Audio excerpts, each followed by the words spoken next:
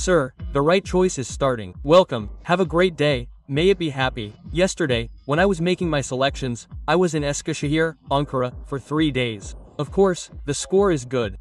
Well, the goal is to have a high score, but even when it's high, the problems don't end. Well, the kid says, it's around 1400 or so, which is what I'll ask now. He says, I still haven't decided whether to choose medicine or engineering. Look, the score is very high. Turkey is around 1400 or so, but the problem and the trouble are huge. He says, I don't know what else to choose, what suits me. We'll discuss these. With whom? Our esteemed guest, Professor Sebnem Kavakli, Vice-Rector of Yüksek İhtisas University and also Dean of the Faculty of Medicine, is with us. You've done us an honor. Well done, thank you. What do you think about this? We encounter this question quite often, Mr. Sadiq, because our children are successful, our children with good rankings. They think they can try their luck in all the departments where this ranking might be valid. But this intersection isn't one where we can find our way solely by intellect. Or rather, it's one where we can find our way with scores, you know, the equivalent of scores. It's not an intersection. Why not? I say not because I support medical school. Because, well, we're medical school. But you'll also answer, of course. Now, of course. But we don't expect our children who choose medical school to make this choice solely with their intellect. Isn't this a beautiful act of the heart? Yes. We want our children who want to become doctors to be able to do so with both their intellect and their heart. Because, like teaching, it's absolutely. Because it's much more than a profession, it's a way of life. Do they choose this lifestyle? How beautifully said, Professor. Do they want to do this for the rest of their lives? In fact, I always tell our prospective students this. Don't think about what you want to be, but what you want to die as. Think about which profession you'll spend your life pursuing. Because only then can you overcome challenges. It's definitely incomparable to anything else. In fact, it's not even comparable to this one. Medicine didn't work out. So let's say dentistry was an alternative. Pharmacy wouldn't work out either. This wouldn't work out either. Yes, we hope that medical school students come to medical school thinking and dreaming only of it.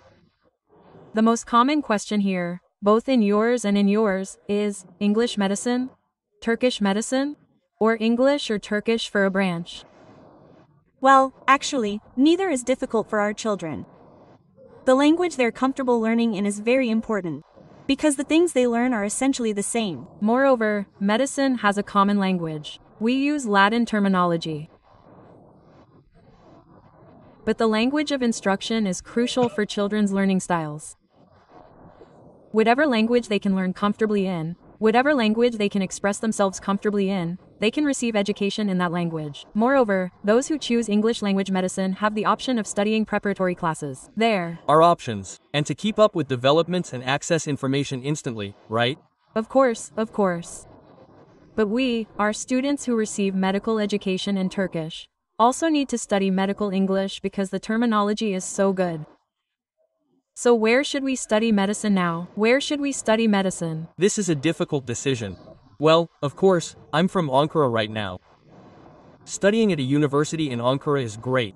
As a student from Istanbul, I really love Ankara. It's neat, organized, with a high level of education. Much more, shall we say, for human relations. Yes. Yes. Well, Ankara is an organized city for university study. It's also a pleasant and organized city in terms of all the socio-cultural activities and what social life has to offer. You can study medicine in Ankara. Let me say that first. Then, of course, I will invite our students to higher specialization. Now, you'll continue. But when you say higher specialization, it's perceived as something beyond specialization. Yes. Our university's name actually comes from Yüksek İhtisas Hastanesi, High Specialization Hospital. It's a university founded by the Yüksek İhtisas Hastanesi Foundation. It's a foundation university. Therefore, it carries a tradition of medicine, a tradition of health, and a mission. As a university, we are also a thematic university. We are a university founded on the theme of health. All of our departments, all of our faculties, and our colleges have departments dedicated to providing health education. Of course, the Faculty of Medicine has been producing graduates for nearly 5 years, accumulating significant experience. With both Turkish and English programs, we are ready to welcome new students this year. As someone from the outside, we know that the master-apprentice relationship is crucial in medical education, or in health education in general, and that laboratories and equipment in those cities are crucial. What would you like us to add? You've actually mentioned the most important points. These aren't just things we can dismiss. Because the presence of these experts within the faculty, both in quantity and quality, their relationships with students, and their love and respect for education, are, in my opinion, the most important pillars of medical education. Beyond that, of course, are the infrastructure. Our laboratory facilities, our cadaver count, our model count, and our number of microscopes per person. For example, we've prepared and organized all our laboratories to have 1 microscope per student. Besides that, medical education is now a science, Mr. Sadek. We need to approach medical education from a scientific perspective, with its curriculum, structure, and content. Because we don't expect graduates of medical schools to be simply equipped with knowledge. We expect them to possess a wide range of skills and attitudes, as well as a wealth of professional values. Therefore, shaping medical education with all these values, knowledge, skills, and attitudes, and cultivating this together with our students is valuable to us. So, in medical education, or in health education in general, the number of faculty members is, of course, a separate issue. We won't discuss that, but is sheer numbers a significant factor? Well, that's one. Secondly, the 2C success is often asked about, as if it were a benchmark for medical education. Is that a significant criterion? Let me answer them one by one. Of course, numbers are important. The number of faculty members is important, because there are so many branches of medicine. It's important that faculty members from all branches are at least part of universities and faculties, so that our students can see them as experts. This is also important for the diversity of cases we see in our hospitals. The number is valuable in this respect as the educational environment we provide for our students. Regarding the 2 success, all medical schools, there are approximately 120 in Turkey, Mr. Sadek. These are both state and foundation universities combined. All medical schools have a common goal: to train good doctors. Therefore, as medical schools, we consider a good 2 success a source of pride. We are proud of our students for their success. But we also know that it's not our success alone. Our students' personal effort can even affect when they start studying for the exam. Some of our students start preparing for the specialty exam in their 3rd year. Some start in their senior year. Some say, "I'll finish school and then start." Many students can start at different times. Ultimately, we're proud of them. But our fundamental goal is to raise good physicians. So, when we come to you as parents and children, when we come to university, whether it's medicine or other faculties, we'll discuss them in a moment. What should we ask? What should we consciously learn? What should our conscious questions be so we can objectively evaluate you? You actually asked that earlier. Learning about the teaching staff, infrastructure, and facilities, and especially the adequacy of the educational environments where clinical internships take place, and obtaining sufficient information about these is absolutely crucial in choosing a medical school. Talking to current students is also crucial. Now, during our introductory days, for example, our current students volunteer to share their experiences with prospective students. So, we talk about Erasmus all the time, but is there an Erasmus program in medicine? Or how many students can actually do it and create that opportunity? Of course, it happens. Although not very high, we also have students who go on internship exchanges and summer internships through Erasmus+. Some come to us. Some come to us. Of course, it's possible. But because we offer block training in the first 3 years, it's a little more difficult. After that, it's easier for clinical internships. We mentioned the Faculty of Medicine. We'll go into more detail later, if we have time. But we also have the Faculty of Health Sciences. We also have the Faculty of Sports Sciences. So, yes. Yes. Our Faculty of Health Sciences has very valuable departments, like nutrition and dietetics, physical therapy and rehabilitation, health management, and even a new department opening this year, like occupational therapy. We also have the Department of Language and Speech Therapy.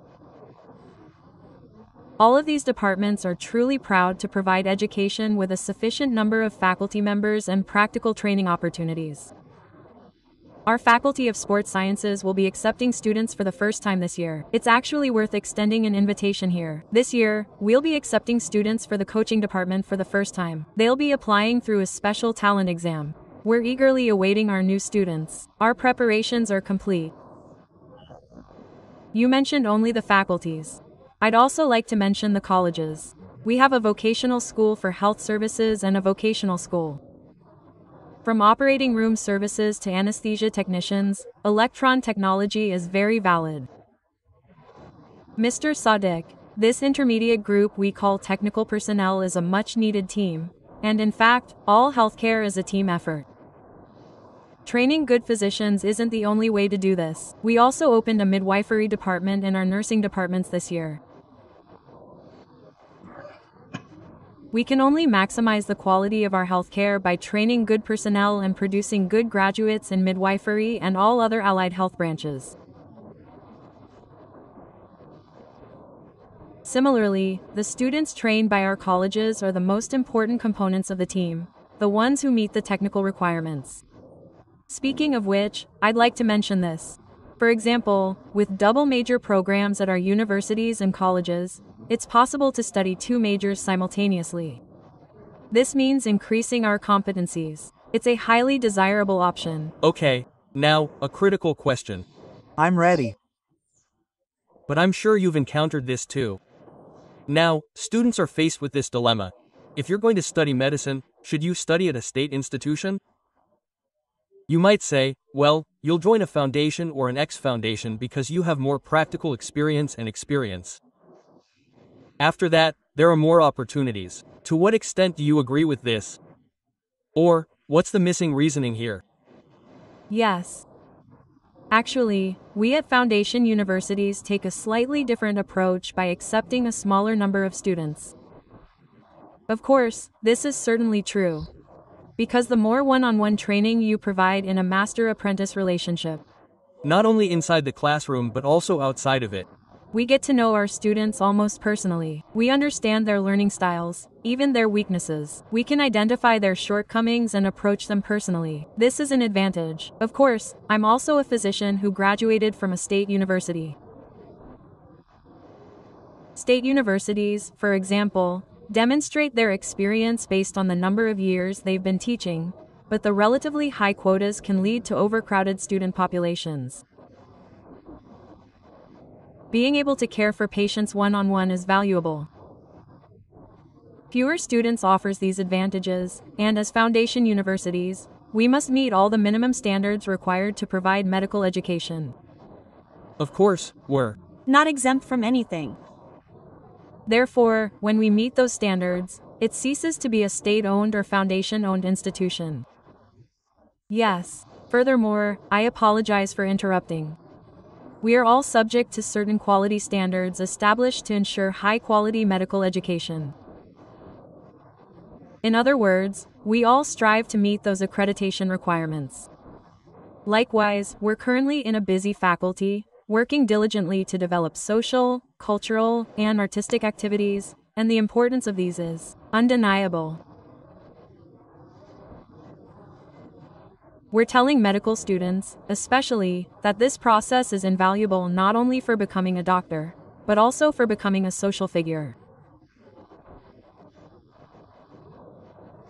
Furthermore, medical students must pay a little more attention and value to certain things during this intense, challenging education. Our university has numerous student clubs. Many of our students have the opportunity to express themselves socially and culturally through these clubs. They take advantage of sports opportunities. They organize student activities, and we always support them. Is there a fear of losing scholarships in medicine and health sciences? Is it a bit more prevalent? Of course there is. Of course there is. But at our university, some scholarships, granted as part of the entrance requirements, are valid for the duration of the regular education period. Dot. For example, for medical school, this is 6 years. No matter what year you are in, your scholarship doesn't disappear. My professor explained it so well. Sweet talking, cheerful, clear, concise. Well, kudos to you for joining us. So glad we have you. Now, for a short break, then we'll be together again.